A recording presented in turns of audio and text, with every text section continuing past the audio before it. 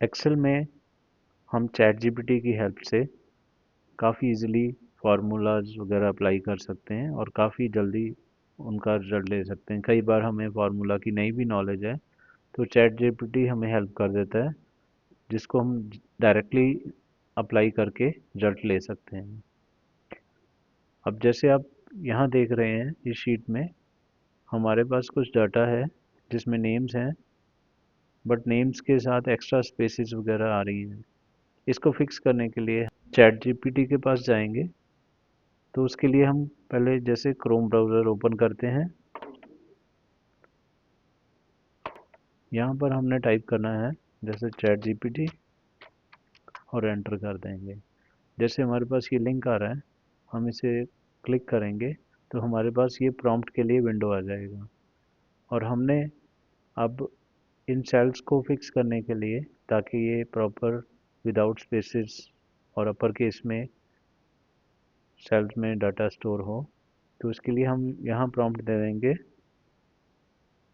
Give me formula to remove cell space from cell and make it in upper case.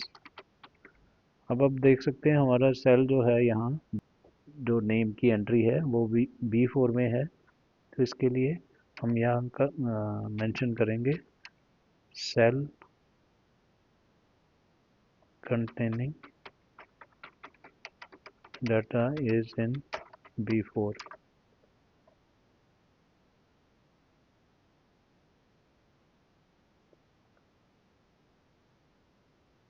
तो इसने ये हमें formula दे दिया है, इसको हम कॉपी करेंगे और यहाँ पर अप्लाई करके देखते हैं। आप देख सकते हैं इसने स्पेसेस रिमूव किया है और अपर केस में। यहाँ भी अप्लाई करके देखें तो यहाँ भी ये करेक्टली हमें शो कर रहा है।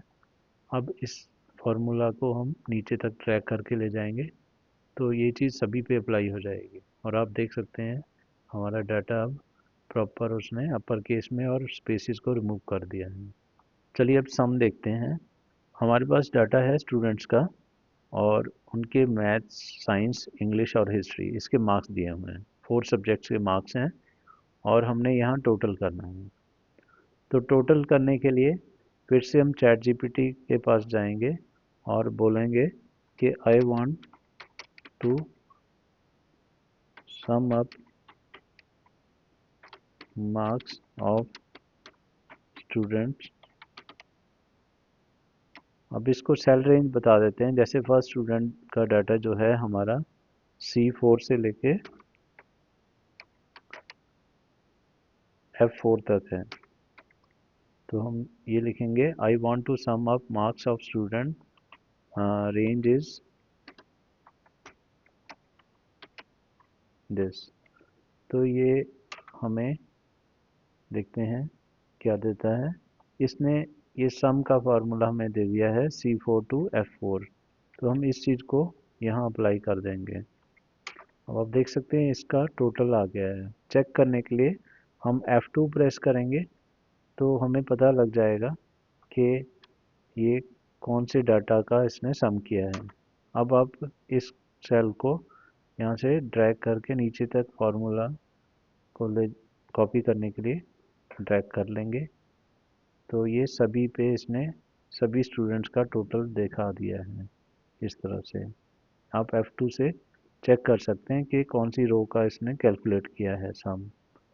तो इस तरह से हम सम फार्मूला विदाउट नोइंग सीधा चैट जीपीटी के पास गए और उसको बता दिया हमने सेल रेंज, और उसने हमें फार्मूला दे दिया और हमने उसे अप्लाई किया तो इसने सभी का टोटल स्टूडेंट्स का दे दिया है। चलिए अब देखते हैं नेक्स्ट ग्रेड कैसे हमने कैलकुलेट करना है। हमारे पास ये स्टूडेंट्स का डाटा है और हमने इनका ग्रेड निकालना है। ग्रेड मीन्स ABC कौन सी कैटेगरी में है एज पर द मार्क्स। तो अब हमारे पास टोटल 400 में से हैं ये मार्क्स, क्योंकि 4 सब्जेक्ट्स हैं। तो सपोज हम ले लेते हैं A ग्रेड, जिसमें 300 से जो अबव है उसको A ग्रेड दे दिया। ऐसे ही अगर हम बी ग्रेड के लिए हम ले लेते हैं जिसके मार्क्स 200 से अबव हों, और अदरवाइज जो बाकी है उसको हम सी ग्रेड दे देंगे जो 200 से कम हो।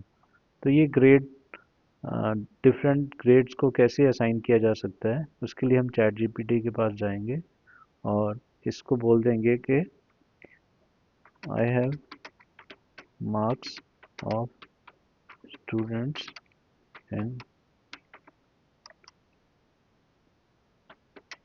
4 सेल्स।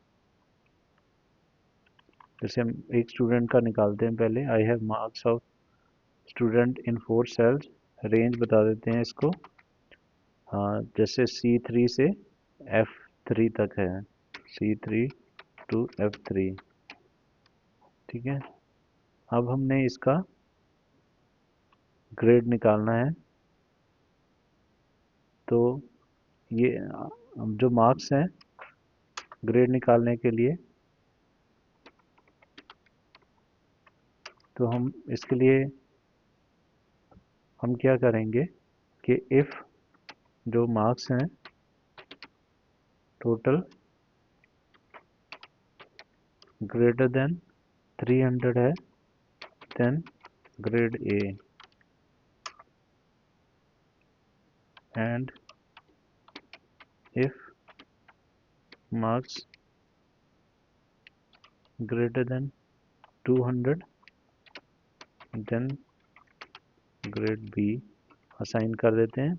अब यहाँ पर हम मार्क्स को टोटल ग्रेटर देन और इक्वल टू लगा देते हैं,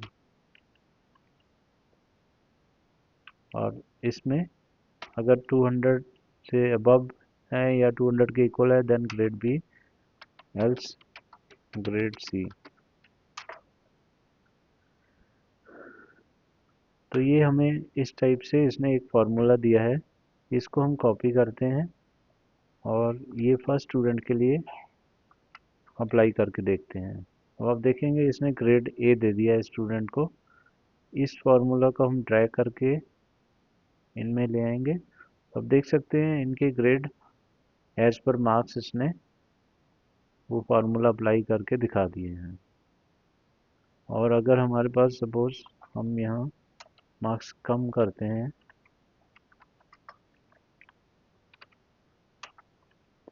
तो ये ग्रेड भी अकॉर्डिंगली चेंज हो जाएगा। तो इस तरह से हम स्टूडेंट्स के ग्रेड्स निकाल सकते हैं using formula generated from chat GPT. तो अब हम देखते हैं फेल पास के लिए। जैसे स्टूडेंट्स का डाटा है और हमारे पास ये 4 सब्जेक्ट्स में मार्क्स हैं और हमने उनके बेसिस पे फेल पास चेक करना है। तो इसके लिए क्या करना है, हम जैसे क्रोम में जाते हैं और यहाँ हम टाइप करते हैं कि जैसे अगर स्टूडेंट्स, जैसे फर्स्ट स्टूडेंट का हमारे पास डाटा है C3 से F3 में, if student data is in C3 to F3 and if any of marks among the cells is less than 33, fail, else pass।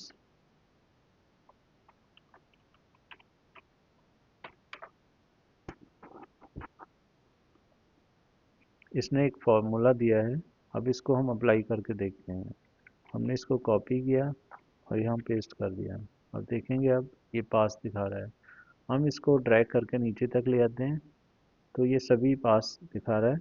अब सपोज हम इस मार्क्स को कम कर देते हैं 33 से, लाइक 32 कर दिया, देखेंगे इसने फेल कर दिया है। ऐसे ही अगर सपोज यहाँ पर हम,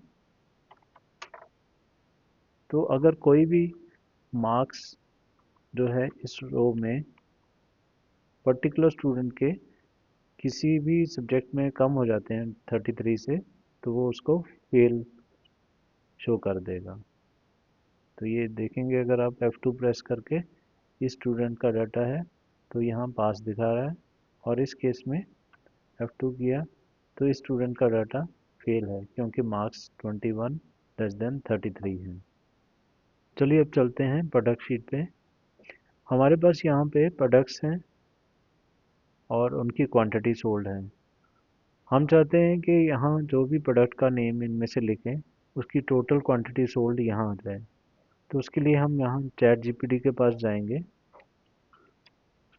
हम यहाँ लिखेंगे I have products in column B and quantity sold in column D, whatever product name I write in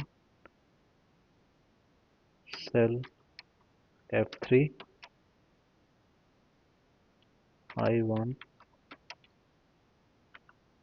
its total quantity।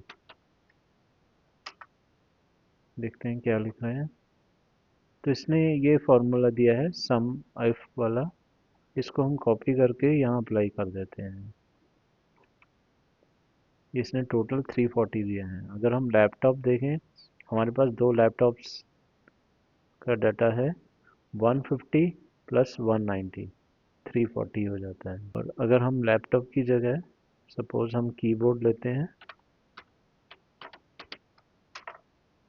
तो आप देखेंगे 140 आ गया।